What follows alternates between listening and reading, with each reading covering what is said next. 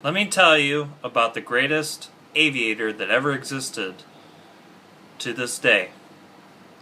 He developed powered flight. His name was Wilbur Wright. He was born on April 16th, 1867, near Melville, Indiana. From 5 children, he was the middle child. His father was a bishop who was always on the road preaching.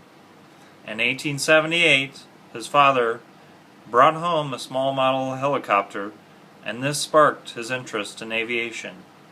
Through high school, he had plans to go to Yale College. In 1885 to 1886, in a hockey game, he had an incident and was struck in the face. This caused him to go into Great Depression and not graduate high school, forcing him to go back home. There, he took care of his mother and read books from his family's library. In 1889, he started a newspaper business called West Side News. He was the editor, and his brother was the publisher. In 1892, him and his brother opened a bike shop, fixing and selling designs. Later, they developed an incredible airplane. How they did this were by closely following a German aviator named Otto. Unfortunately, Otto died in a glider crash, but this spiked their interest and drove the brothers to do their own experiments. Later, they headed to Kitty Hawk in North Carolina. This was due to the strong winds. Ways that they learned how to fly were by watching birds and studying how they flew.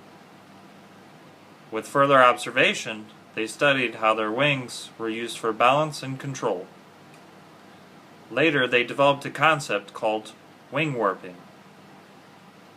They broke the key to flying and figured out that they needed a rudder to enable them to successfully fly.